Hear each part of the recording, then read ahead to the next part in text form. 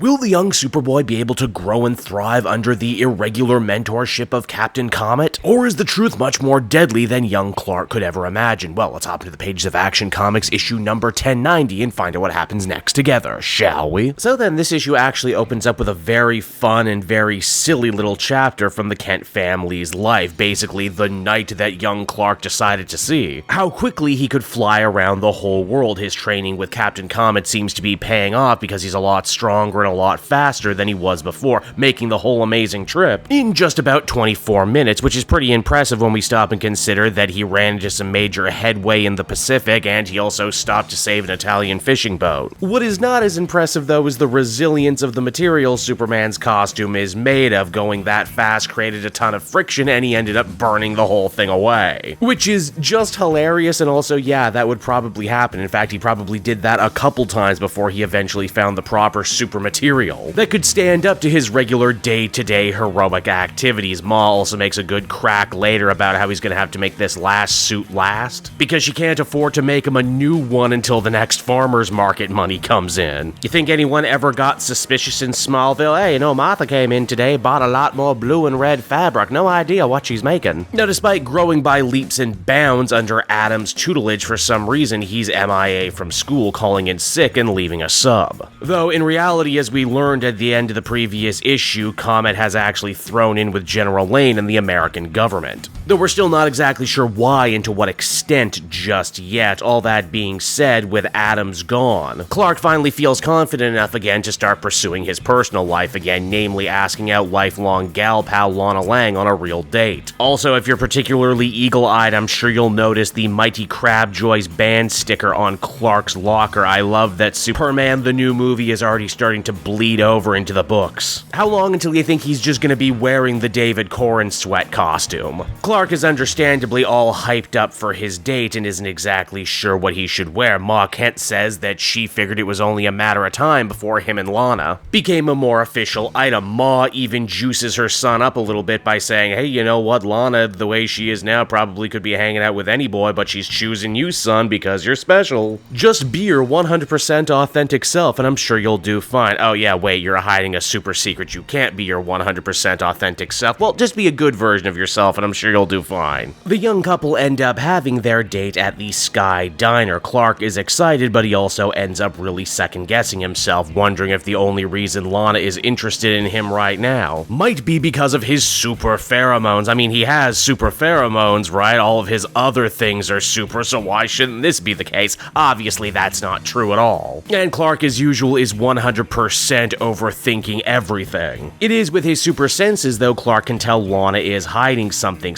she desperately wants to tell him. At first, we assume, oh, she's going to admit that she's always loved him more than a friend, right? Only for the big punchline to be that Lana is indeed obsessed and in love with someone, and that person is actually Superboy. Wah wah. I mean, he's just so good and pure and nice. He saves people. He helps the community. He's basically just like me. Man, if Clark had a nickel for every time the woman he was infatuated with ended up falling in love with his super heroic alter ego, he would have 2 nickels, which is not a lot, but still pretty impressive. It happened twice. Now, thankfully, this awkward situation ends up getting interrupted when Clark gets a psychic call from Captain Comet, who has resurfaced. Apparently, he needs Superboy to come right away, and Clark is all too happy to leave, figuring that this is probably the next big test the Captain has put together for him. This test actually ends up taking him all the way to the secret laboratory of Dr. Will Magnus. Yes, that Will Magnus, the guy who will end up making the Metal Man. Today, though, his lab is under attack by Rise, that strangely clad supervillain that Clark almost failed to defeat during his first outing as Superboy back at the World's Fair when this story arc began. Not only has this guy returned and is making more trouble for Superman, but he's brought back up this time. He had alluded in his first appearance that he was part of some special group, and it's here in this issue we learned that that group is called Avalon. A nice little King Arthur reference. How about that? What are these guys' deal? Well, they're a bunch of anti-technology Luddites who have come to destroy Magnus's research because they fear what AI may become in the future. And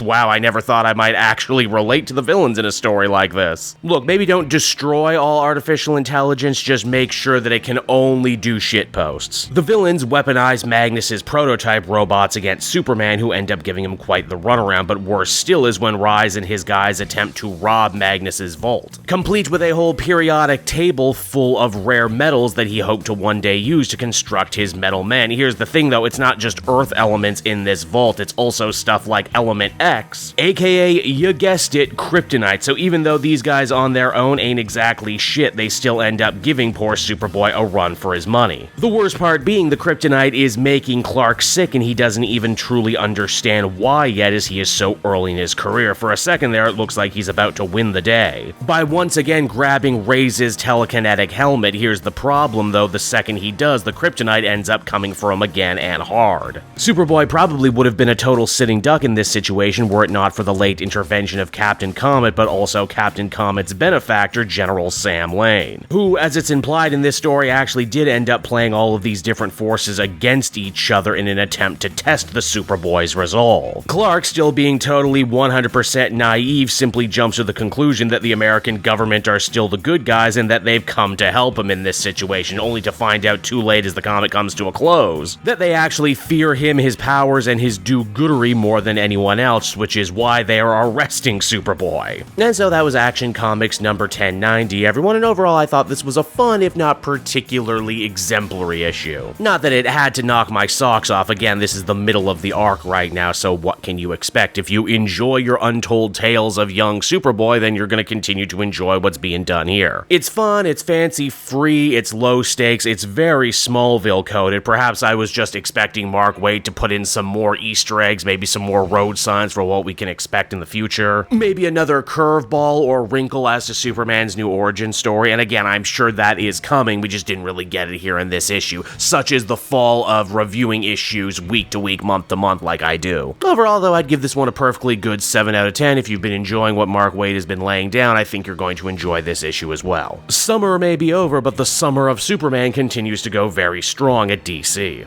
Hey there everyone, it's your pal Cape Joel again, and if you're seeing my face right now, that means you watched to the end of the video, and I'll always be grateful for that. Retention helps in this crazy YouTube game, and so does becoming a patron. If you head on down to the description, you can find a link to my Patreon page. Recently just redid all the tiers, a lot of cool stuff offering up there, exclusive commentaries, exclusive polls, behind the scenes concept art for Capes and Quest, that's the brand new D&D show I've started soon. Never been a better time to become a patron. You can become a patron for as little as $1 a month and help the channel grow and, help me continue to deliver content like what you just saw. So I want to thank you all, and I will see you again next time. Bye-bye.